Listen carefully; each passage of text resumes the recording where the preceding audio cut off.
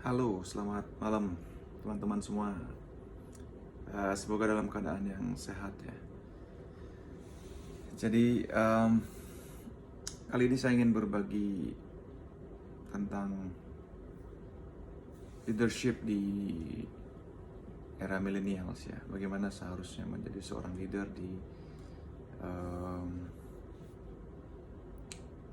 era millennials. Kalau kita mengenal kata leaders ya, yang terpikir yang terpikir oleh kita adalah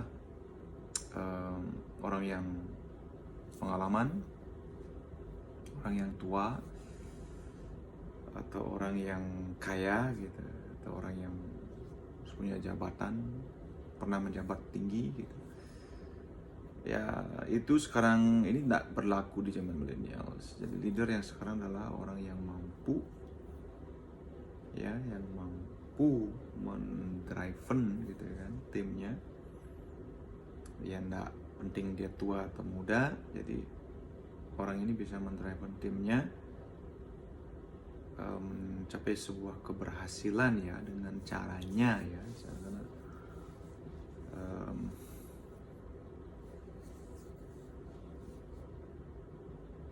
yang lebih efektif dan efisien sebenarnya ya. Jadi gimana menjadi seorang leader yang efektif ya. Kalau dulu kita memikirkan planning itu kan sampai, anggaplah kita bicarakan planning aja 3 bulan atau 4 bulan ya. Kemudian setelah planning 4 bulan kita testing gitu, lakukan testing lagi 3 bulan atau 2 bulan ya kan. Nah dari testing ini juga dievaluasi lagi 2 bulan, kemudian baru diaplikasikan pada real case-nya atau real objeknya. Nah, zaman sekarang udah berbeda. Zaman sekarang ini berbeda. Ide ya, lempar dulu ya di perencanaan singkat, kemudian dicobakan, lemparkan, trial error ya.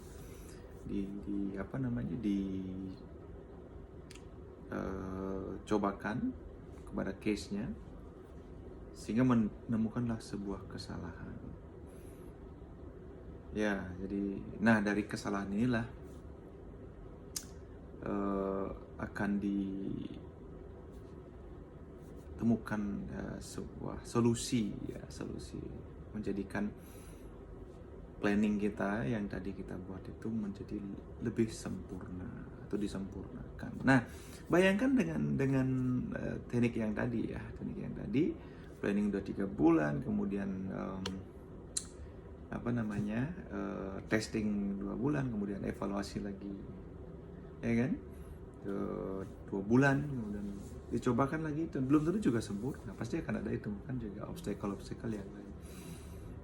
Nah, itu kurang efektif jadinya. Leader yang efektif adalah berani mencoba. Ya. Jadi semakin cepat failnya akan semakin baik. Nah, itu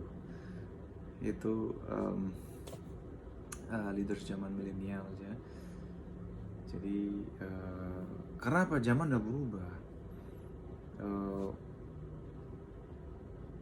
Habit market berubah, kemudian tools juga berubah, segala macamnya berubah. Ya, berkembang maksudnya. Jadi lebih maju dari sebelumnya. Jadi perubahan yang dibilang ini adalah lebih cepat ya. Jadi kalau dulu kita menyampaikan informasi tentang sebuah produk gitu kan perlu waktu yang lama lewat koran, lewat majalah. Ya, sehingga sampai dari foto kemudian di edit sama jurnalisnya ya, sama editornya, sampai diterbitkan, sampai didistribusikan, sampai ke tangan kita, itu butuh waktu yang sangat lama. Nah, zaman sekarang gimana? Sekarang dijepret ya kan, 1, 2, 3 klik sudah tersebar. Ya. Nah, kalau story gitu, Instagram atau live YouTube, Facebook dan sosial media yang lainnya, itu sudah langsung satu klik sudah sampai. Nah, itu yang membuat bahwasanya leaders di zaman millennials ini harus berpikir efektif ya dan efisien. Efisien di sini maksudnya adalah berpikir tidak ujuk-ujuk menambah struktur organisasi ya, tetapi bagaimana memanfaat atau memaksimalkan ya struktur organisasi yang ada dengan apa gitu kan. Ya kita tahu tidak akan mengurangi yang namanya pos-pos organisasi itu tidak akan bisa dikurangi, itu sudah pakem ya. Bahkan zaman sekarang ada bertambah ya. Dulu kita tidak mengenal yang namanya kreatif. Ya sekarang ada namanya kreatif gitu kan ya. Dulu waktu saya di hotel nggak kenal namanya markom, sales manager, sekarang ada markom. Ya seperti itu. Itulah perkembangan. Jadi efisien yang dimaksud adalah gimana? Jadi efisiennya waktu dan tenaga ya, dan uang, terutama tiga hal ini, time, energy, dan money. Ini yang kita efisiensi kan. Maksudnya gimana? Jadi ketika kita ingin membuat sesuatu ya, jadi marketing ya, saya singgung di sisi marketing ya, kita akan meng-hire orang menjadi marketing manajernya, kemudian markomnya, kemudian kreatifnya ya. Dan orang yang datang ini belum tentu juga bisa memenuhi keinginan kita, kriteria yang kita inginkan ya. Sehingga terjadi turbulensi, kemudian akhirnya harus ganti lagi ya kan.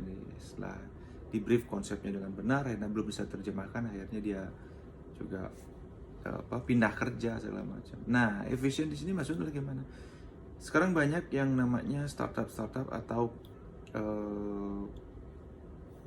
company ya, jasa-jasa outsource ya, yang bisa kita ajak berkolaborasi, yang sudah reliable, yang sudah ketahuan gitu kan profilnya seperti apa, portofolionya udah jelas, yang kita bisa pilih, oh ini yang selera saya, yang ini selera saya, yang ini selera saya ini. Nah, jadi kita bisa panggil, kemudian match ya. Jadi meet the desire and match the budget. Nah, itu yang saya bilang match and match. Meet the desire, match the budget. Dan ya kita bisa berkesepakatan membuat sebuah project yang tentunya akan meminimalkan atau menjadikan pekerjaan kita sangat efisien dari waktu dan uang gitu kan ya, terutama ya. Jadi karena berbagai outsource ini seperti misalnya atau platform ya accounting misalnya, jadi kan kalau simple accounting aja, pelaporan aja bisa pakai ada ya program accounting, kemudian ada juga company yang menyiapkan social media marketing sudah ada, dan juga ada yang graphic design-nya sudah ada ya, ada yang kontennya ya. Jadi itu teman-teman, jadi the leaders in these millennials haruslah yang bisa berpikir efektif dan efisien ya, itu kalau untuk memenangkan ya kompetisi yang semakin tight ya. Tight dalam arti apa? Semakin rapid ya, cepat. Oke, terima kasih. Itu sharing saya hari ini, semoga bermanfaat. Salam sukses.